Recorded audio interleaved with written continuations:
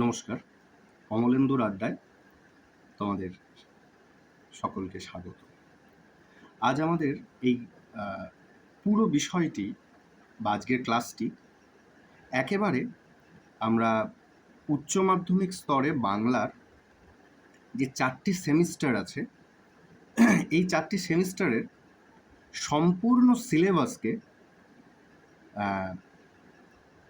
যে কোনো সিলেবাসেরই একটা দৃষ্টি থাকে, লক্ষ্য থাকে, আমরা সেই দৃষ্টিটাকে একটু বোঝার চেষ্টা করব, অবশ্যই যুক্তি দিয়ে।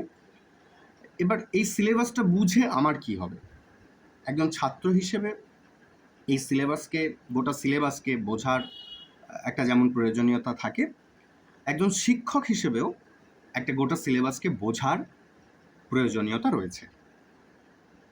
ছাত্র হিসেবে সেটি হচ্ছে যে যদি একবার আমি গোটা সিলেবাসের মূল লক্ষ্যটাকে উপলব্ধি করতে পারি, তাহলে প্রত্যেকটা গল্প কবিতার যে ভাবনা বা থিম, সেটাকে আমার সহজেই বুঝে নিতে, উপলব্ধি করতে সহজ হয়ে যায়। কারণ প্রত্যেকটা গল্প তো সিলেবাস অনেকটা ঠিক কীরকম একটা মালার মতো। এখানে এই প্রত্যেকটি আলাদা আলাদা ফুলের থেকে গল্প কবিতা এগুলোকে যদি আমরা তার আলাদা আলাদা ফুল ধরি, তাহলে সেই থিমের মধ্যে দিয়ে, অর্থাৎ সেই সুতোটির দিয়ে এগুলোকে গাঁথা আছে, তবেই একটা মালার পরিপূর্ণতা। এখন প্রত্যেকটা ফুলের যেমন আলাদা আলাদা বিশেষত্ব থাকে, কিন্তু মালা যখন তারা তৈরি হয়ে যায়, তখন সেই মালাটির ভাবনাটি কিন্তু সেখানে প্রাধান্য পায়। বিশেষ ফুলের গুরুত্ব থেকেও মালার ভাবনাটি কিন্তু সেখানে তাৎপর্যপূর্ণ।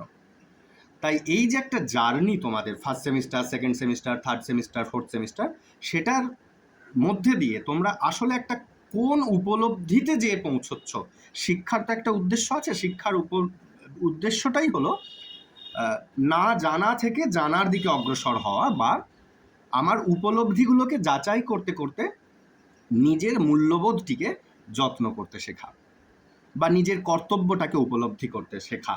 যেমন বিবেকানন্দ বলছেন যে তোমার মধ্যে থাকা ধারণাগুলি সম্পূর্ণতম বিকাশী শিক্ষা, বা রবীন্দ্রনাথ বলছেন এই বিশ্বের সঙ্গে তোমার যে যোগ, সেই যোগসূত্রটাকে খুঁজে নেওয়াই শিক্ষার উদ্দেশ্য। তাহলে এই যে সিলেবাস, এই সিলেবাসটার উদ্দেশ্যটাকে আমরা ধাপে ধাপে বুঝে নেওয়ার চেষ্টা করব। ক্লাস 11-এর প্রথম সেমিস্টার তোমরা পড়ে এসছো পুঁই মাচা, বিড়াল প্রবন্ধ, কবিতা পড়েছো ঈশ্বরচন্দ্র বিদ্যাসাগর, সাম্যবাদী, এবং আন্তর্জাতিক গল্প হিসেবে পড়েছো বিশাল ডানাওয়ালা এক থুরথুরে বুড়ো। ভারতীয় কবিতার মধ্যে পড়েছো চারণ কবি।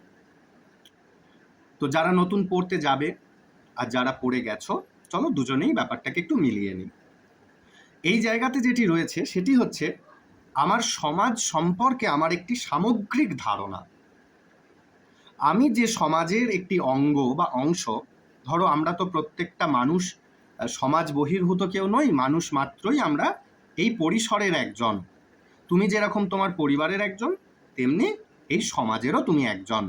বড় করে দেখতে গেলে তুমি এই গোটা পৃথিবীর একজন, তুমি একজন বিশ্বের মানুষ, আধুনিক মানুষ, তাই কোনো সংকীর্ণতার মানুষ নয়, বিশ্বের মানুষ। তো দেখো, তাহলে নিজেকে উপলব্ধি করতে গেলে সবার প্রথম বুঝতে হবে যে তুমি কে, তুমি কোথায়। অর্থাৎ যেটার কাজ তুমি শিখে এসছো তোমার ইতিহাসে, তোমার ভূগোলে। তো সাহিত্য তো জীবন বাদ দেওয়া কোনো একটা বিষয় নয়, জীবনেরই একটি বিষয়।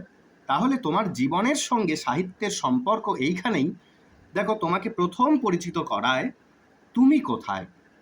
পুঁইমাচা গল্পের যে সামাজিক জীবনযাপন, যে সংস্কার, সেগুলোর মধ্যে দিয়ে যে আমরা একটা ভারতবর্ষের সামাজিক যে প্রথা, 9-10 বছর বয়সের মধ্যে মেয়েদের বিয়ে দেওয়া, নানান রকম সামাজিক চাপ সৃষ্টি করে তাদেরকে সমাজের নিয়ম লঙ্ঘন করলে একঘরে করে দেওয়া, বা মেয়ের বিয়ে দেওয়ার পর পরিবারের সঙ্গে, তার পিতার সঙ্গে, তার মাতার সঙ্গে তার সম্পর্ক একেবারে মুছে ফেলা, যদি অর্থনৈতিক দায় থেকে তারা মুক্ত হতে না পারেন, অভাবের সংসারে কোনোভাবে যদি দুই পক্ষের দাবি দাওয়া তারা মেটাতে না পারেন, এই যে একটি পরিস্থিতি, একটি বৈষম্য, নারী পুরুষ, সমাজের নানান রকমের নিয়ম শিষ্টাচার, এগুলোর মধ্যে থেকে আজকে তুমি কোথায় দাঁড়িয়ে আছো, তার মধ্যে দিয়ে দেখো সমাজের এই যে নানান রকম শ্রেণী, একদল পেল একদল পেল না, একদল ক্ষমতাকে চাপিয়ে দিল, একদল ক্ষমতা থেকে বঞ্চিত হলো,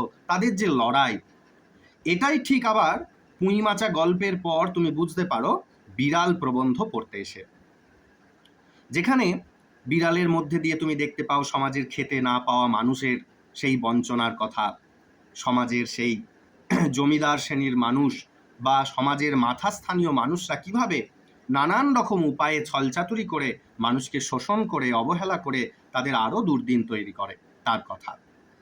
কিন্তু মানুষ যখন সচেতন হয়ে যায়, মানুষ যখন নিজের অধিকার সম্পর্কে সচেতন হয়ে যায়, তখন কিন্তু সে আর চুপ করে থাকে না। তখন তাকে না ধর্ম দিয়ে, না নেশা দিয়ে, আর কোনো কিছু দিয়েই আটকে রাখা যায় না। সে তার প্রশ্নটা করে, সোচ্চার হয়ে করে। তাই প্রতিবাদী বিড়ালের মধ্যে আমরা পাই সেই সামাজিক সচেতনতা, নিজের অধিকার বুঝে নেওয়ার লড়াইকে। এও তোমার এক রকমের সামাজিক সম্পর্ককে উপলব্ধি করে নিয়ে নিজের অধিকারকে বুঝে নেওয়ার লড়াই। তাহলে প্রথম ধাপে পেলাম সামাজিক অবস্থান, দ্বিতীয় ধাপে পেলাম সামাজিক অবস্থান থেকে কিভাবে নিজেকে তুমি বের করতে পারো তার লড়াই বা সচেতনতার কথা। তারপরেই দেখো ঈশ্বরচন্দ্র বিদ্যাসাগর কবিতার মধ্যেই তুমি পাও এই সমাজ কিন্তু একতরফা শুধু শোষণই করে না, শাসনই করে না, এই সমাজে দেখো পারস্পরিক বন্ধুত্বও আছে, যাতে করে আমরা বিপদ থেকে বাঁচি। এটাই তো সমাজ, এটাই তো সামাজিক সম্পর্ক। তাহলে শুধুমাত্র মানুষ যে আমাদের এই সমাজে বঞ্চনা করছে আর আমরা যে বঞ্চিত হচ্ছি এমনটা নয়, অনেক বন্ধু মানুষ আছে বলেই এই সমাজটা সুন্দর, আমার জীবনটা এত সুন্দর, এত কষ্টের মধ্যেও সুন্দর। তাই দেখো এই কবিতাটার মধ্যে আমরা পাই সেই আরেকটি উপলব্ধি চেতনা যে শুধুমাত্র নেগেটিভিটি দিয়ে একটা সমাজ তৈরি হতে পারে না। তারপরেই আবার নজরুল ইসলামের পাচ্ছি সাম্যবাদী। তিনি বলছেন এই সমাজে যে এত বঞ্চনা, এত কষ্ট, তার কারণ কি না, তার কারণ হলো আমাদের ব্যক্তিগত মূল্যবোধগুলো, আমাদের স্বার্থ এটা তৈরি করেছে, বিভেদ আমরাই তৈরি করেছি। তাহলে কোনো ধর্মগ্রন্থের উদ্দেশ্য যদি মূল তোমরা বোঝো, সেখানে কোনো বিভেদ নেই, কিন্তু সেই ধর্মগ্রন্থগুলোর দোহাই দিয়ে, ধর্মের দোহাই দিয়ে আমরাই মানুষকে শোষণ করি, বিভেদ তৈরি করি। এ ত্রুটি আমাদেরই, আর এ ত্রুটি থেকে মুক্তির উপায় একটাই, সেটা হলো সাম্যবাদ। তোমার আঘাতে যেমন কষ্ট হয়, তুমি আঘাত করলে অন্যেরও সেই একই কষ্ট হয়। তাহলে কেন এ বিভেদ আমরা রাখবো? আমাদের মাঝখানের যে মিলনের ঐক্য আছে সেটাকে উপলব্ধি করাই, তারই জয়গান করাই, সেটাই তো আমাদের কাজ। আমার থেকে কেউ যদি আলাদা হয়ে যায়, তার অনুভূতিগুলো তো আর আলাদা হয়ে যেতে পারে না। আমার সঙ্গে প্রত্যেকের এই অনুভূতিকে মিলিয়ে নিয়ে যে সহানুভূতি, সমানুভূতি তৈরি, সেটাই আবার একটা বৃহত্তর অর্থে পৌঁছয় মার্কেজের বিশাল ডানাওয়ালা থুত্থুরে বুড়োতে।